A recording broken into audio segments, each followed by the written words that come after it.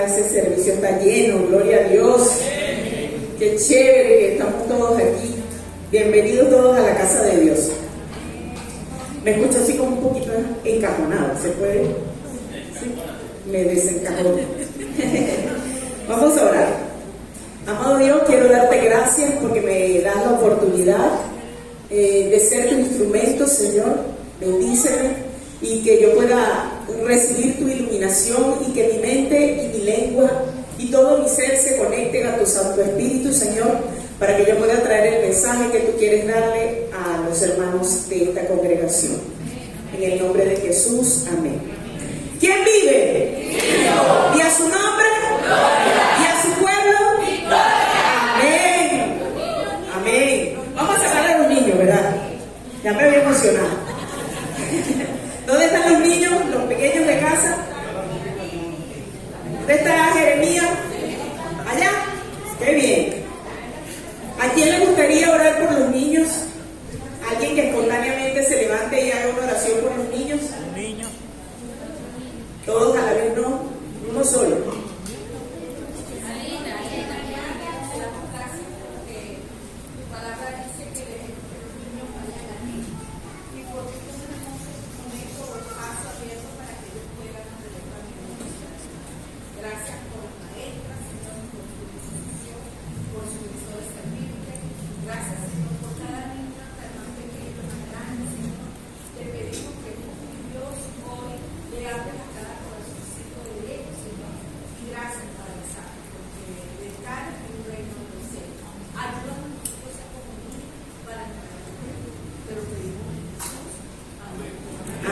Pueden pasar a sus clases con sus maestras.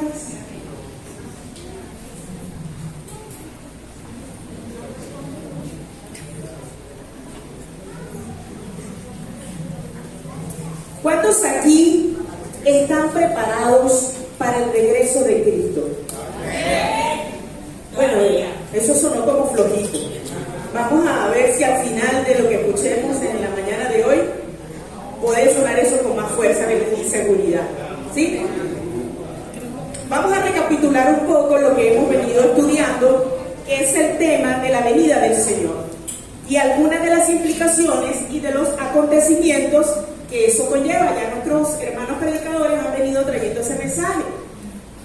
Yo les quiero recapitular un poco porque es necesario para el mensaje que les he traído la mañana de hoy.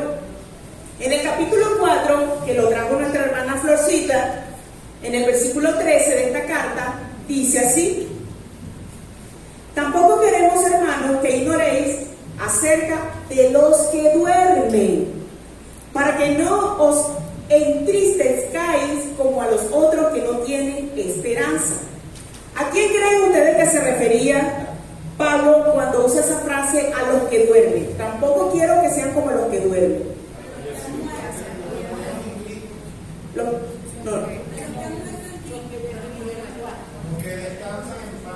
Correcto. Entonces, él estaba refiriéndose a esos creyentes tesalónicos de la comunidad de Tesalónica que habían muerto físicamente, y aclaro que físicamente porque no es muerto espiritualmente, es muerto físicamente.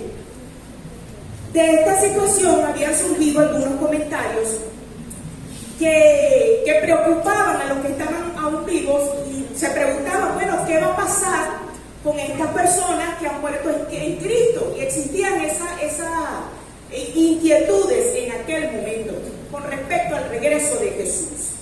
Entonces vemos a un Pablo que se está ocupando y preocupando por poder aclararle a los creyentes en Tesalónica qué era lo que iba a suceder con esas personas que habían muerto en Cristo, o sea, se murieron siendo cristianos. Y también él quería explicarle a los que estaban vivos qué sucedería y qué acontecimientos vendrían con respecto a la venida del Señor.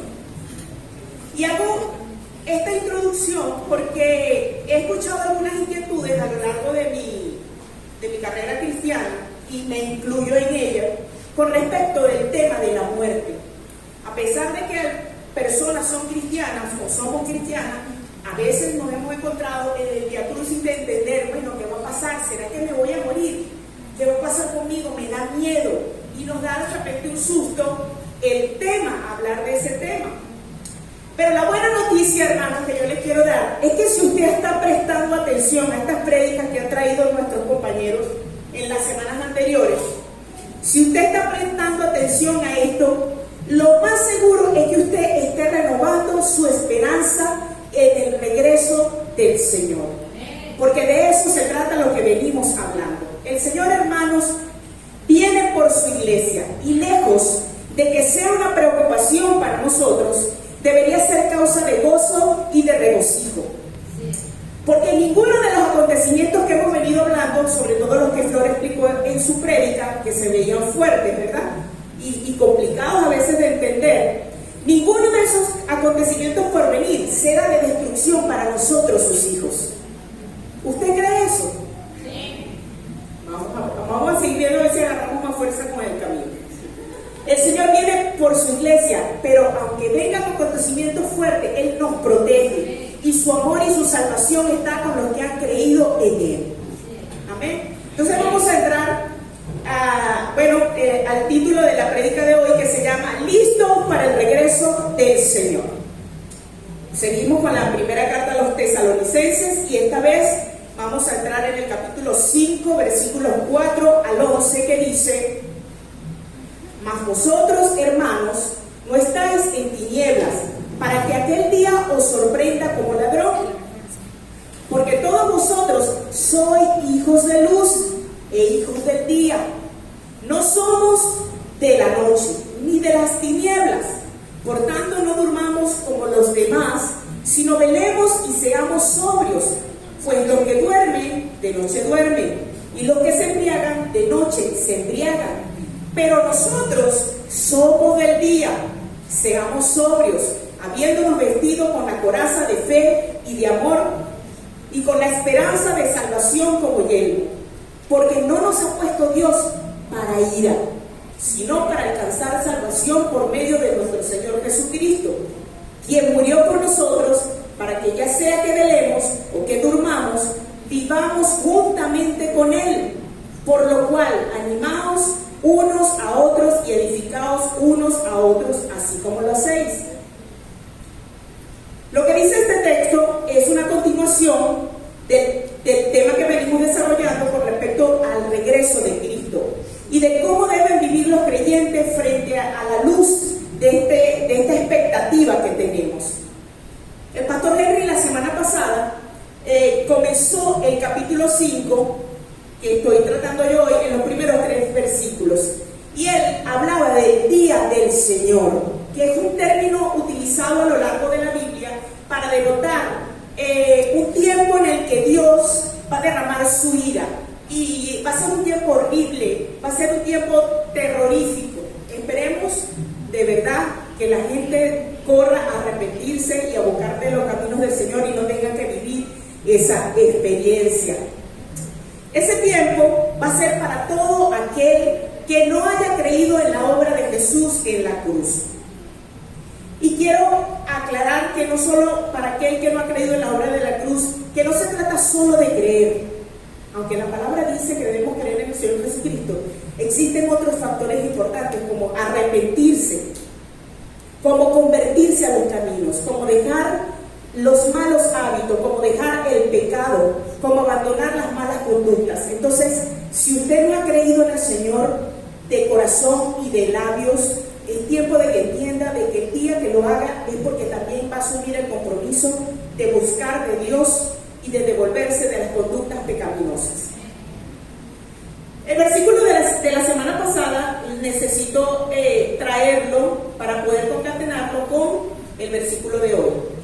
El tercero, el último que vimos la semana pasada, dice que cuando digan paz y seguridad, entonces vendrá sobre ellos destrucción repentina, como los dolores a la mujer encinta, y no escapará. ¿A quiénes se refiere Pablo cuando dice sobre ellos? ¿Sobre quiénes vendrá esa destrucción repentina? Viene a los no salvos, para los no creyentes. Viene esa destrucción repentina del día del Señor del que nos hablaba nuestro pastor. Entonces fíjense que quiero concatenarlo con el texto de hoy porque tiene que ver con el día del Señor, y quiero aclararles, hermanos, que el Señor no viene para su iglesia como un ladrón.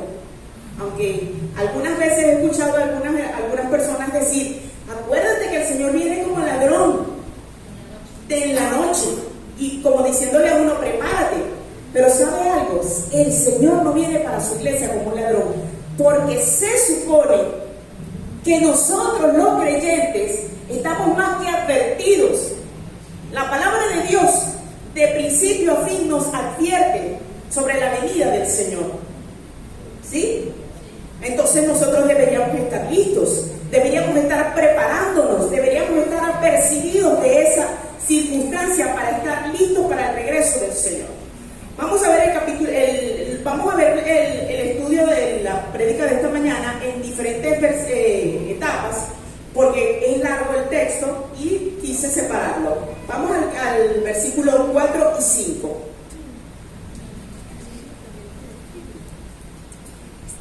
El 4 y 5. ¿Sí? Oye, yo no puse el 5. Sí está. Ok, ese es para ver si estaban pendientes. Ok, dice: mas vosotros, hermanos, no estáis en tiniebla, para que aquel día os sorprenda como ladrón. Porque todos vosotros sois hijos de luz e hijos del día. No somos de la noche ni de las tinieblas. ¿Y qué significa mas vosotros, hermanos, no estáis en tiniebla? Que debemos ser quienes somos. El Señor nos ha hecho sus hijos, hijos del día, hijos de la luz. Nosotros ya no pertenecemos a la oscuridad. Toda tiniebla que había en nosotros, todo pecado que había en nosotros, eso quedó en el pasado. Usted es nueva criatura en el Señor. Así que ahora lo que tenemos que hacer es vivir conforme a lo que el Señor ha hecho de nosotros, que somos ¿qué? Hijos de luz, y no somos de la oscuridad. ¿Sí? Entonces, respecto a la parte que dice allí también, para que aquel día os sorprenda como ladrón, repito, el Señor no viene para su iglesia como un ladrón. Así que ese tiempo del Señor no debería de tomarnos por sorpresa a nosotros. Debemos estar preparados, debemos estar listos para su regreso. Pablo lo que nos quiere decir es que no tenemos nada que temer con respecto a esos acontecimientos, porque más bien deberíamos estar en armonía, deberíamos estar en gozo, preparándonos, ya que estamos siendo alertados. El Señor nos está preparando. No debería darnos miedo, deberíamos estar dándonos ánimo unos a los otros, más bien de esa situación, y estar en armonía con ese acontecimiento. Porque es verdad que nadie sabe el día ni la hora en que el Señor va a venir. Pero para nosotros los cristianos, como lo vimos la semana pasada, para nosotros los tiempos y las ocasiones sí se nos han dado. No será una sorpresa total para nosotros. Nosotros se supone que nos han estado alertando de esta circunstancia.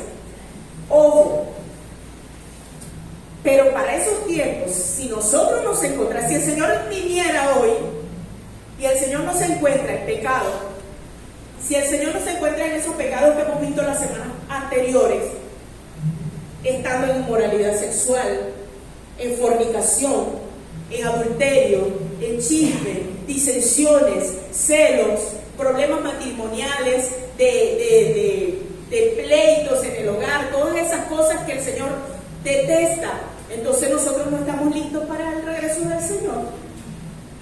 Y es tiempo de prepararnos. Tenemos que revisarnos y ver cuál es la conducta en la que estamos incurriendo, en la que estamos alejándonos, y que nos hace ver como el Señor no quiere vernos. El Señor quiere vernos como hijos de luz, como lo que somos, como hijos de la luz, no de la oscuridad. Entonces tenemos que prepararnos.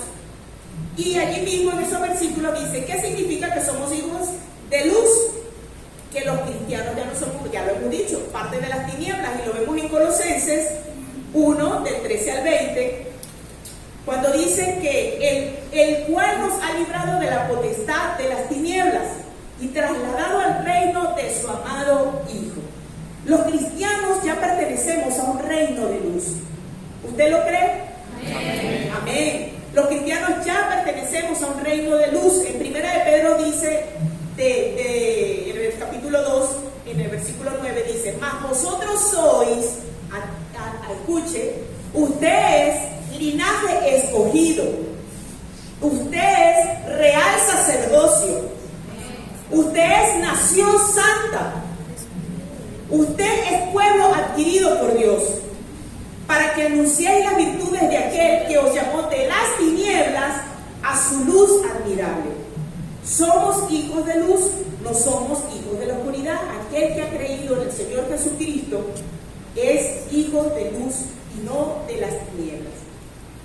En los versículos 6 y 7 dice: por tanto, no durmamos como los demás, sino velemos y seamos sobrios. Pues los que duermen, de noche duermen, y los que se embriagan, de noche se embriagan.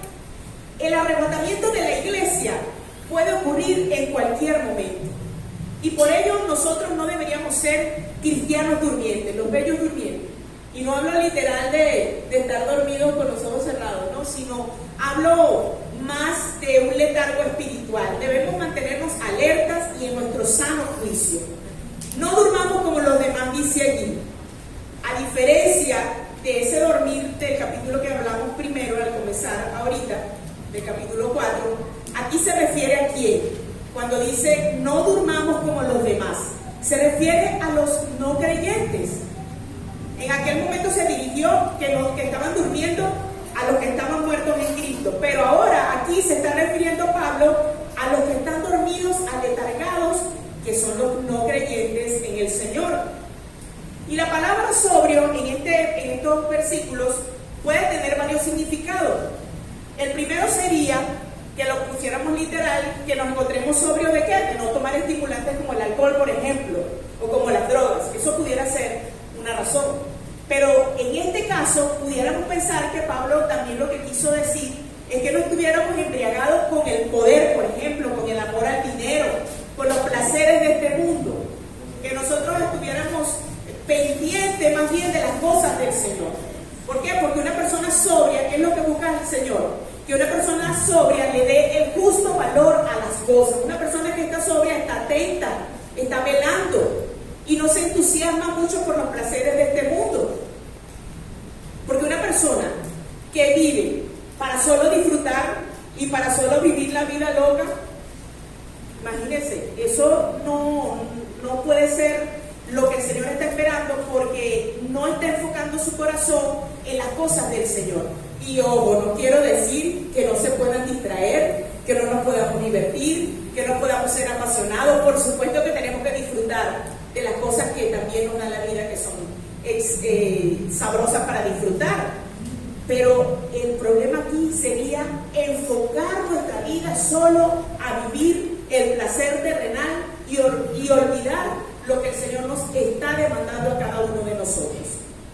Entonces, como les dije hace ratito, Pablo utilizó la palabra dormir en el capítulo 4 para referirse a la muerte, pero aquí la está usando metafóricamente para denotar el letargo espiritual. Es no andar dormidos espiritualmente, no andar velados espiritualmente. Esos oídos espirituales están cerrados, la mente, el corazón se cierra. Tenemos que analizarnos y ver, ¿realmente me encuentro buscando de las cosas del Señor? ¿Realmente estoy dormido? La vida me va pasando día a día y ni cuenta me doy de las cosas del Señor, sino hasta que vengo de repente el domingo? Tengo que despertar a ese letargo que pudiera estar, si está en usted, porque si no está, gloria a Dios, entonces estamos más que bien y listos para el Señor. En Romanos 13 dice: la noche está avanzada y se acerca el día. Desechemos pues las obras de las tinieblas y vistámonos de las armas de la luz. Nuevamente nos está hablando de luz y de tinieblas. Andemos como de día, honestamente, no en glotonerías y borracheras, no en lujurias y lascivias, no en contiendas y envidias. Nuevamente el Señor nos hace entender que somos hijos de la luz, que no somos de las tinieblas, y como tal debemos estar dando ese testimonio público, ese testimonio a nuestras familias, a nuestros compañeros de trabajo, a nuestros vecinos, a cada una de las personas que nos encontramos en la calle. Nosotros tenemos que ser luz en medio de la oscuridad. Cuando usted llega a un lugar que están haciendo las cosas que no son correctas ante el Señor, y usted llega, debería de sentirse que llegó la luz y la presencia del Señor, porque usted va a ser capaz de poder dar el mensaje y el testimonio correcto para dar la verdad de Cristo. Amén. Pero nosotros que somos, estoy en el versículo 8 al 9, les leo: pero nosotros que somos del día, seamos sobrios, habiéndonos vestido con la coraza de fe y de amor, y con la esperanza de salvación como yelmo. Porque no nos ha puesto Dios para ira, sino para alcanzar salvación por medio de nuestro Señor Jesucristo. Fíjense que aquí Pablo usa las imágenes de lo que son la coraza y lo que es el yelmo. Hablando específicamente de la coraza, yo pienso que el Señor nos da la imagen de un soldado, ¿verdad? Nos da la imagen de un soldado, porque ¿qué soldado va a la guerra o a la batalla sin su coraza? Entonces el Señor dice que usemos la coraza porque tenemos que cuidar el corazón. Tenemos que cuidar todo lo que emana de aquí, del alma, del corazón. Dice la palabra de Dios que tal es tu corazón, tal es Él. ¿Con qué estamos alimentando el corazón? ¿Qué le estamos inyectando a nuestra mente, a nuestro corazón, a nuestra alma? Debemos estar vigilantes y usar esa coraza y velar y ser sobrios, como dice esos versículos. Por eso el Señor nos da este ejemplo aquí de que debemos estar equipados con la armadura de Dios. Y cuando habla del yelmo, ¿de qué está hablando? Está hablando de proteger nuestra mente, de un casco, de proteger esos pensamientos. ¿Sabes? Estos son tiempos en los que el enemigo está haciendo estragos a través de la mente. Y le mete ideas a la gente. Y por ejemplo, la ansiedad está haciendo un estrago a través de la mente y le mete esas ideas terribles a las personas. Yo escucho personas que tienen ideas suicidas. Escucho personas que tienen problemas de celos y ven cosas donde no las hay. Escucho personas que están atormentados porque alguien los miró o no los miró, porque alguien dijo o no dijo. Entonces el enemigo está haciendo de la mente de esos creyentes estrago y no puede ser. ¿Ok?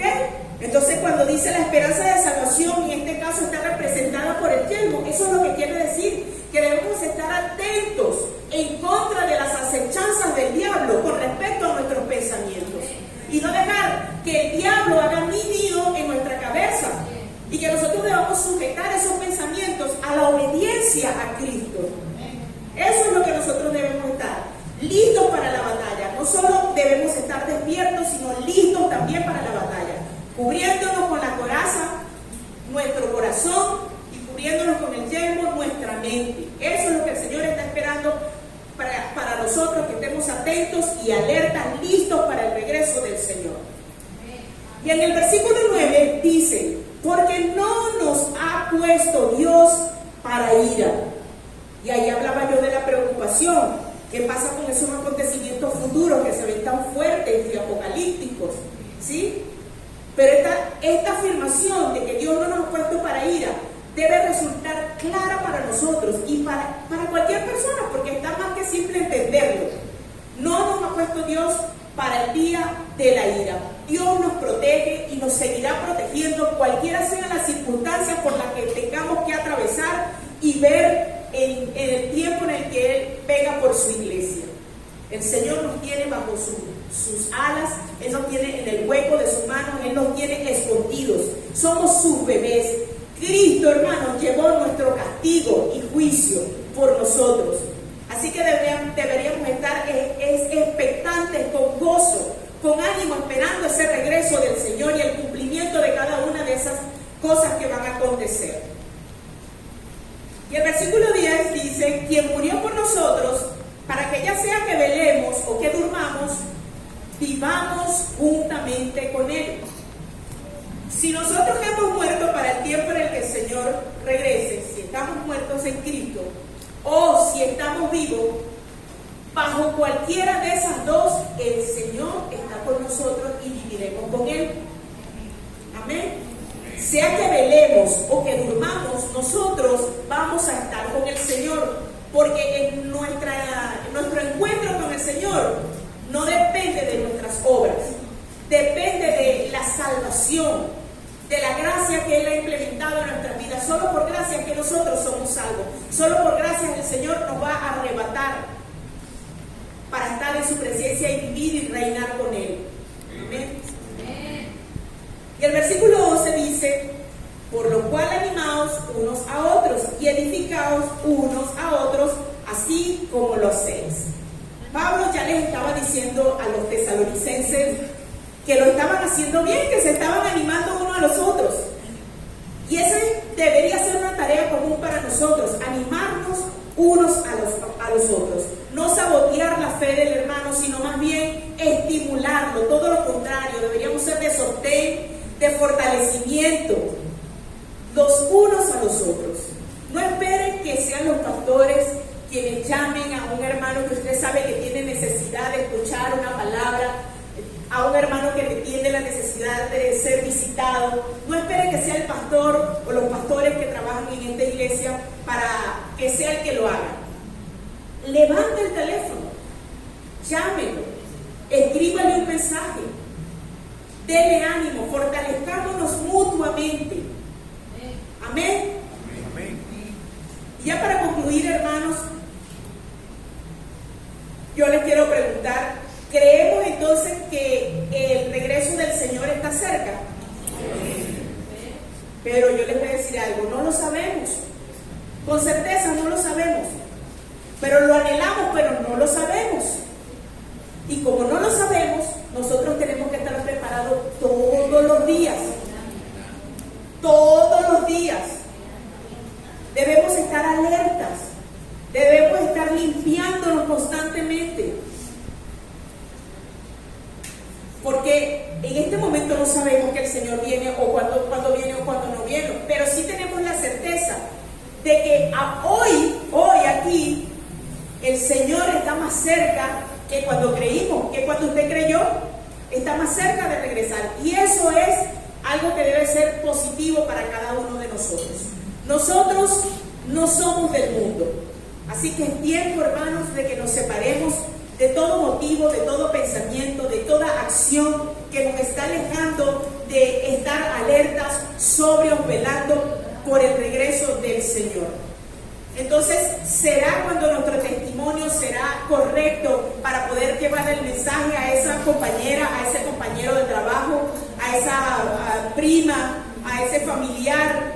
Cuando nosotros estemos bien en orden con el Señor, preparándonos para el regreso de Cristo, nosotros vamos a ser al mismo tiempo de testimonio para quienes nos rodean. La diferencia de nosotros con el mundo debería ser del día y la noche. Nosotros deberíamos no vernos igual y tener el mismo comportamiento en algunas de las cosas que hace el mundo. No vivir desordenadamente, sino honradamente ante los ojos del Señor. Y para obtener un estilo de vida de esa manera deberíamos comenzar desde hoy. Si hay algo que está ocasionando una piedrita en el zapato en su vida a nivel espiritual, sáquela. Atrévase, golpee su carne si es necesario. Venza toda artimaña del enemigo. Pero busque del Señor y hónrele. Deberíamos tomar la acción hoy mismo porque el Señor está cerca a su pronto regreso. Así que, como les pregunté al principio, ¿están listos para el regreso del Señor? Amén. Amén. Amén. Voy a orar. Amado Dios, quiero darte gracias porque nos permites estar juntos como iglesia, mi Dios. Tú eres bueno, eres santo, te honramos y te glorificamos, Señor. Yo quiero poner ante tu presencia a cada uno de mis hermanos que en este momento puede encontrarse en alguna lucha espiritual, mi Dios, y que tu Espíritu Santo de Dios pueda moverte con poder en su alma y en su corazón. Y que toda angustia, toda preocupación, todo pensamiento que no proviene de ti sea quitado de sus mentes, Señor, por el poder de tu fuerza, Señor. Tú eres el único que puede levantarlos y fortalecerlos y llenarlos de tu Santo Espíritu, de tu verdad, de tu gloria, Señor. Ilumínales el camino, mi Dios, y ayúdalos a vencer toda oscuridad y toda tiniebla que pueda haber en sus vidas, en el nombre de Jesús. Amén. Amén.